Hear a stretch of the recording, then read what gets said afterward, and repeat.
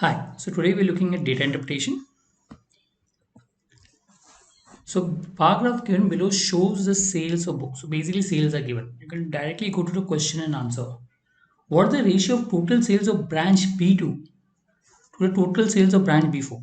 So this is comparatively easy. So you have to just find the average or the total. Here total is, if you look at it, is 140. Out here total will be 180. If you remove the ratio, it becomes 7 is to 9. 70 is to 90, which is 7 is to 9. D option. You can also make it out saying the average out here is 70, the average out here is 90. 85, 90 average is 90, 65, 75 average is 70, 7 is to 9. That will be the answer. Not difficult. Total sales of branch B6 in both the years, that is 150, is what percent of total sales of branch B3 in both the years? If you look at B3 in both the years is 205. And here we are basically finding percentage. One way to calculate percentage is to try to make the denominator close to 100, which is if I make it half, this becomes 75 upon 202.5. If I make it half, I repeat again, if you look at total sales, okay, here is 150 upon 205, which is 75 upon 202.5. Make it half. Now to make it 100, I can minus 2.5 in the denominator. If I'm subtracting 2.5 in the denominator to make it 100, I'll subtract a value slightly less than 2.5 in the numerator. So from the option, it has to be 73.17%. Because for 71.11, I have to subtract more than 2.5.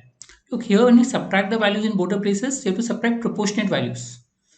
Since 75 is less than 102.5, so value I'll subtract on top will be less than 2.5. The only option that satisfies is 73.17. You can mark the answer. Another way is obviously you can cancel it out, bring it out to the common this one. So if you look at 5 divided by 5 both the places, so 41, 30. Now divide and check it out. What will be the answer? You will realize you will get the answer 73.17. What percent of average sales of B1, B2, B3? So if I look at B1, B2, B3 2001, that is 105, 65, 101, 10. So what's the total? If you look at total is 280.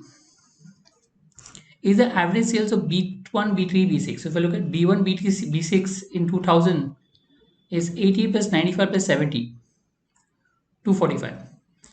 I mean, you can, to find the average, you normally divide by 3, but you don't have to divide by 3 because anyway gets cancelled. So 245 by 280, right? You can try to divide and then try to work out. So if I divide by 5 on both the places, it becomes 49 upon 56, right? Now to make it 50, if I subtract 6 from here to make it 50, right? 49 is close to 56, little less than 56. I can subtract 5 approximately. To it becomes, if I subtract 5, it becomes 44 upon 50, which is approximately 88 percentage. Right? If I subtract 5 from the numerator, if I'm subtracting 6 from the denominator, I'll subtract 5 from the numerator approximately. So automatically you will get 44 upon 50, which is approximately 88%. You can mark the answer as D. So what I'm doing is I'm rounding off the denominator in the previous sum to 100, here to 50, and when I'm subtracting proportionate numbers. If the numerator was half of denominator, I would have subtracted 3, right? So here it is almost, what to say, close, little less, so I subtracted 5. What are the average sales of all branches for year 2000? I can assume average is 70 because everything is slightly above 70, and then add what is above 70. So plus 10 plus 5 plus 25 plus 15 plus 5. If you add all this, you will get 10 plus 5 15, 25 40, 40 plus 15 55 plus 5 60. You will get plus 60 for 6, which gives you plus 10 average. So you get plus 60 for 6, which gives you plus 10. So 70 plus 10 will give you 80 as the answer. The advantage of doing this is you can do everything in your mind. I mean, single digit calculation or calculation 10, 5, 25 can be easily solved in your mind. The moment you take bigger numbers, it requires more calculations. Small number can be easily done in your mind and can be done faster. Total sales of B1, B3, B5 in both the years is, so B1 if you look at it is 185, B3 if you look at it is 205, right? So this itself you add, it becomes 390.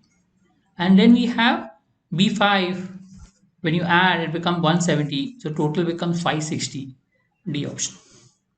So in these type of sums, being quick in your calculation is important. You can finish this sum really fast if you're fast in calculation.